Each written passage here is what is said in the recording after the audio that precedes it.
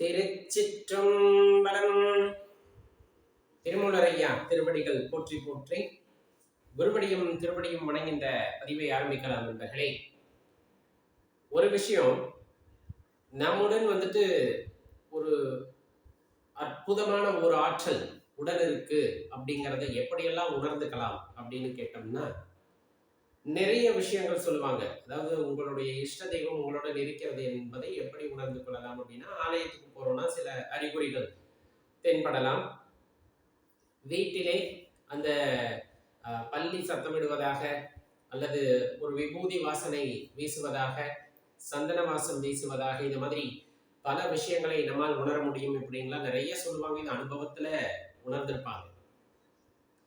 அதையெல்லாம் தாண்டி ஒரு பேர் அனுபவம் அப்படிங்கிறது நமக்குள் ஏற்படும் அப்படின்னா, அது சிவத்தின் இருப்பை நமக்கு உணர்த்துவதாக அமையும். அப்படின்னா இந்த பேரானந்த நிலை அப்படிங்கிறது நமக்கு தென்படுவது தான். அதுதான் அந்த இறைவனின் இருப்பை நமக்கு உணர்த்தும். எவ்வளவு கஷ்டமான சூழ்நிலை வந்தாலும் சரி, கடினமான சூழ்நிலைகள் நம்ம தாண்டியே போக முடியவில்லை அப்படிங்கிற மாதிரி சூழ்நிலை வந்தாலும் சரி, ஏதேனும் முடிவு எடுக்க முடியாமல் தடுமாறுகின்ற சூழ்நிலை உண்டானாலும் சரி, மனித ரூபேனா, எப்படி தெய்வம் மனித ரூபேனா அப்படின்னு சொல்லிட்டு அந்த சிவம் ஏதேனும் மனித ரூபத்தின் வாயிலாக நமக்கு அதற்கான விடையை அளிக்கும். இந்த ஆற்றல் ரொம்ப கருணையான ஆற்றல் சிவம் என்பது. நீ தடுமாறுற அப்படிங்கிற பட்சத்துல கண்டிப்பா உனக்கு அதற்கான வழியை காட்டக்கூடிய ஆற்றலாக அது எப்பொழுதுமே இருந்திருக்கும் அப்படிங்கிறத நம்ம உணர்ந்துக்க வேண்டும்.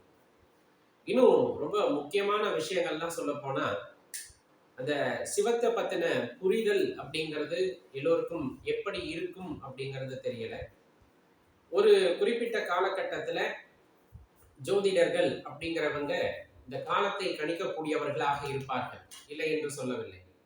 அவர்கள் கிரகங்களை வைத்து அவர்களுக்கு இயன்றவாறு சில விஷயங்களை கணித்து சொல்வார்கள்.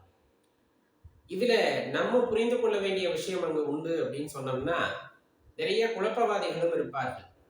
ஆன்மீகத்தை அறவுரையை அறிந்து கொள்வதும், ஜோதிடத்தை அறவுரையாக அறிந்து கொள்வதும், ஏதேனும் சொல்ல வேண்டுமே என்பதற்காக சொல்லக்கூடிய ஆட்கள் நிறைய இருப்பாங்க. என்னன்னா, இந்த ராசிக்காரர்களை சிவபெருமானுக்கு ரொம்ப பிடிக்கும், சிவபெருமானுக்கு பிடித்த ராசிகள் அப்படின்ட்டு ஒரு பெரிய பட்டியலிடுவாங்க. அதே போல இந்த நட்சத்திரம் சிவபெருமானுக்கு மிக உகந்தது, இந்த நட்சத்திரம் சிவபெருமானுக்கு மிக உகந்தது, இந்த மாதிரி எல்லாம் இந்த சிவத்திற்கு உகந்தது அப்படின்லாம் சொல்லும் போது, உண்மையாகவே இந்த இறை அனுபவங்களை பெற்றவர்களா அவர்கள், அல்லது இறைவனை பற்றி முழுமையாக உணர்ந்தவர்களா அவர்கள் அப்படிங்கிற மாதிரியான ஒரு சின்ன ஐயப்பாடு ஏற்படும். ஏன் அப்படின்னா, இறைவனை கொண்டு வந்து எங்கன நிறுத்திடுறாங்க அப்படின்னு பார்க்கும்போதுதான் மனதுக்கு ரொம்ப சங்கடமா இருக்கும். அண்டம் பேரண்டம் பிரபஞ்சம் இந்த மாதிரி நம்ம சொல்லிக்கிட்டே போறோம். நம்ம ஏதோ ஒரு பிரபஞ்சத்துல ஏதோ ஒரு மூலையில ஏதோ ஒரு சூரிய குடும்பத்துல இருக்கும், அதுல நட்சத்திர கூட்டங்கள், அதுல சில நட்சத்திரங்கள் ஆங்காங்கே இருக்கு. அப்படின்னா இவ்வளவு பெரிய படைப்பு இருக்கு, மற்ற படைப்பை பத்தி நமக்கு தெரியாது. சூரிய குடும்பத்தை மட்டும்தான் பார்க்கிறோம் வானவியல் சாஸ்திரத்துல கூட.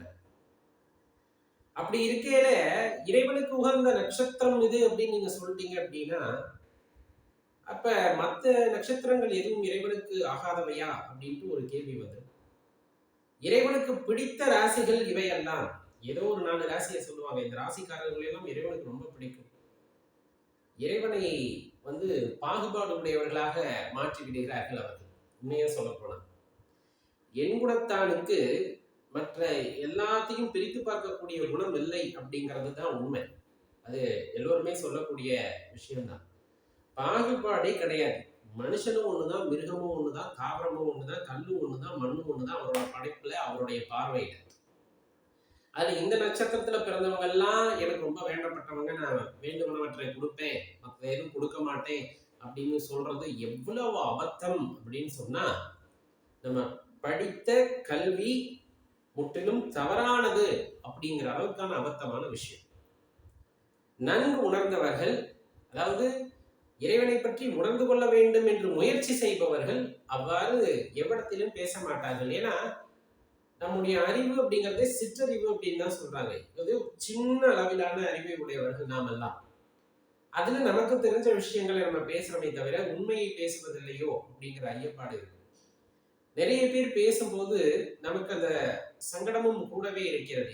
ஏன் இப்படி பேசுறாங்க? இது ஆதங்கம் அல்ல, தவறான கருத்துக்களை மக்களிடம் பரப்ப வேண்டாமே அப்படிங்கிறது தான். அடியேனுக்கு என்ன ஒரு விஷயம் அப்படின்னா, இறைவனை பற்றிய தத்துவங்களை உள்ளதை உள்ளது போல அறிந்து கொள்வதற்கு முயற்சி செய்ய வேண்டும் அப்படிங்கிறது தான் என்னோட குருமாதா அடியேனுக்கு கொடுத்த ஞானம். இன்னார் சொல்றாங்க அப்படிங்கிறதுக்காக அப்படி நீ உருவகப்படுத்தக்கூடாது. இறை தத்துவத்தை நாம் எப்படியுமே கணிக்க முடியாது. யாருக்கு எப்படி அந்த காட்சி கிடைக்கும் அல்லது யார் எப்படி உணர்வார்கள் என்பதெல்லாம் நமக்கு தெரியாது. அதனால இறை தத்துவம் அப்படிங்கிறது இந்த இறைவனை உள்ளது போல நீ ஏற்றுக்கொள்ளக்கூடிய மனப்பக்குவம் பெற்றுவிட்டால் கண்டிப்பா எல்லாமே சாத்தியம்தான் அப்படின்னு சொல்லுவாங்க. அதைத்தான் இந்த இடத்துல குறிப்பிட வேண்டியது இருக்கு. அதனால இந்த ராசி அப்படின்னு சொல்லிட்டு யாராச்சும் 4 ராசியை சொன்னாலும், இந்த நட்சத்திரம் தான் அப்படின்னு சொன்னாலும் அமைதியா எம்பெருமானே அப்படின்னு சொல்லிட்டு போயிடுங்க. ஏன்னா நிறைய பேத்துக்கு ஆரம்ப காலகட்டத்துல என்ன நம்ம ராசியை பிடிக்காதுன்னு சொல்லிட்டாங்க. உண்மையாலுமே நம்ம எவ்வளவு அன்பு வச்சிருக்கோம் சிவபெருமான் மீது, அப்ப நம்மளை பிடிக்காத அவருக்கு அப்படிங்கிற மாதிரியான எண்ணம் எல்லாம் அந்த ஆரம்ப காலகட்டத்துல ஆன்மீகத்துக்குள்ள வரவங்களுக்கு இருக்கும். பக்குவானதுக்கு அப்புறம் அவங்கள பார்த்து சிரிச்சுட்டு போயிடுவாங்க அப்படின்ட்டு.